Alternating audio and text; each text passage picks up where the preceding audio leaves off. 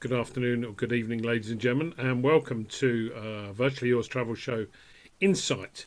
And today I'm delighted that we've got Erica from Bok Tower Gardens in Central Florida. So good afternoon, Erica. How are you doing? Well, we're doing great. The temperature right now is about 76 degrees and lots of sunshine. So this is kind of the perfect time to be in Florida. Absolutely. Well, there's never a bad time to be in Florida, is there? That's Um, true. There might be a weekend in yeah, September where it gets a little toasty, but as long as you can get inside and get out of the sun, it's great. yeah. I've taken that out of my calendar. Um, Erica, tell me a little bit about Bok Tower Gardens. I'm familiar with it, but our audience may not. I know it's a very, very pretty and peaceful and tranquil place, and I'd imagine people would possibly enjoy going there even more now. The fact that we've been through a global pandemic. So we were built in 1929. And I'm going to give you a little bit of an American history lesson because what was happening in 1929 is actually very similar to what's happening now around the world. So our founder, his name was Edward Bok, was an immigrant from the Netherlands, and he came to the United States and came to Brooklyn. And actually, they had to kind of restart their entire family and pull themselves up by their bootstraps. So Edward Bok came over to this country as a young child and worked his way up through the journalism ranks to become the editor of the Ladies' Home Journal.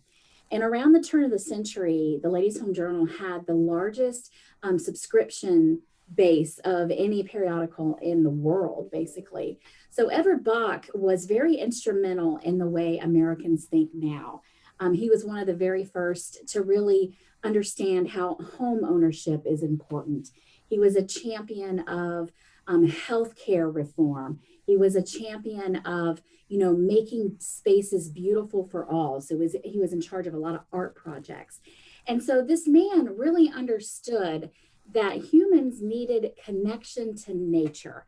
That, and this is his terminology, he actually said and wrote in his autobiography that Americans were becoming too electrified. Now, I know that's kind of funny that we're here talking, via digital communications, but and I think Edward Bach would have probably actually embraced the technology. But what he wanted us to really do is to make sure that we spent time disconnected and reconnected to nature. So he would actually come to Lake Wales. We're kind of located dead in the center of Florida, right smack in the middle of the state. And he would every night, because he was wintering here, he was one of the original snowbirds. He would walk up the Iron Mountain Hill. That's what we call it. It's not a mountain at all. It's more of a hill. And he would watch the sunset.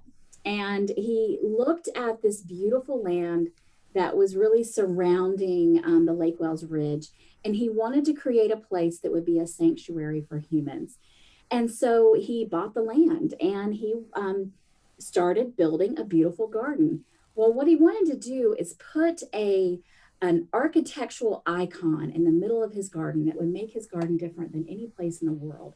And so he remembered that in his childhood in the lowlands, they would have bell towers. So he wanted to create the most beautiful bell tower in the world.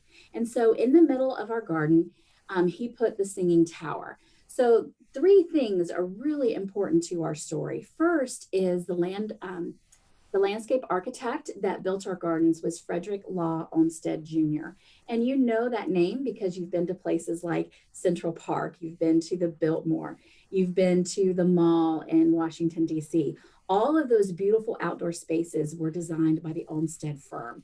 So we have a really great heritage of being one of the premier places for Olmsted designed gardens. So he put Olmsted in charge of the gardens. He put Milton Maderi, who was one of the top architects in the world, in charge of his tower. And he brought in some of the world's best artisans at that time to create a space that would, definitely be an homage to nature, but would also provide culture and art and just a rich connection to history. And that's what we are today. So flash forward 92, almost 93 years in the future, and that's where you have Bok Tower Gardens. And we really have become, especially in 2020 and 21, a sanctuary for families. So people are coming to the gardens. We had one of our best seasons that we've had in 30 years because people are really looking for a way to connect to their families in a safe space that promotes fresh air and exercise and finding those moments in nature where you can really see and sit and watch just something as simple as butterflies flying throughout the air. That can be kind of a relaxation meditative state. And so what people are doing is they are reconnecting. I've never seen so many picnics. I've not, seen multiple generations coming for walks on our trails. We have 250 acres that you can explore, 50 of which are under cultivation. So our beautiful Olmsted Gardens are kind of in the center of our attraction. And then we're surrounded by a preserve that is flanked by orange trees as well as nature trails. So you're able to walk our nature trails.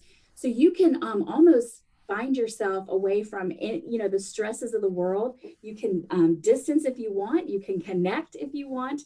And our gardens have really been enriched by our children's garden, which is Hammock Hollow Children's Garden. It's 3 acres of nature play where kids can just explore. We invite them to get their hands dirty. We have some beautiful cooling water features, and they're going to learn more about the world around them. So, Bok Tower Gardens has been a really great place to kind of just find yourself. And Erica, is Bok Tower Gardens a place that you can go 52 weeks of the year, or is it a seasonal attraction? We're open 365 days a year, Right. from 8 a.m. to 5 p.m. The last car is allowed in at 5 p.m. and we close at 6 p.m. So we are a full annual attraction.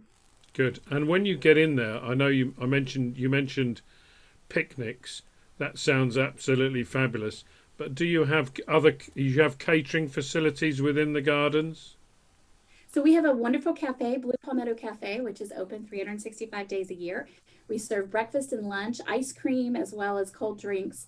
And we really specialize in healthy salads and healthy sandwiches.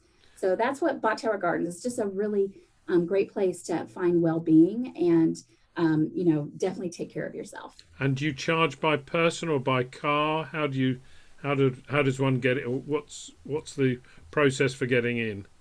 Sure. So adults are $15, and that's in general admission. Children ages 5 to 12 are $5, and children under 5 are free.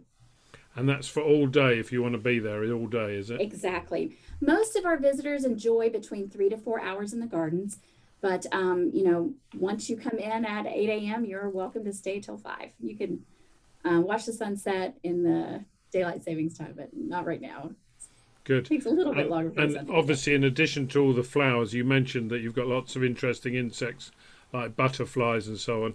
Does that also go for bird life? So our gardens were actually a bird sanctuary, and Edward Bok created it to be a native bird sanctuary. So you're going to see lots of birding. Not as much animals. We're a little too far from the water line for like deer or, some of the larger mammals. But definitely if you're looking for anything from any bird species, we have gopher tortoises. So if you are very, very quiet, you may catch a gopher tortoise here or there. Lots of squirrels, bunnies, your typical kind of small mammals. But it is definitely a place to watch wildlife. It sounds a delight, and it sounds like somewhere I want to go to. So, Erica, thank you for your time. I know you're a busy girl. And Central Florida, here we come to Bok Tower Gardens. All right. Well, we'll see you soon. Thank you. Thank you.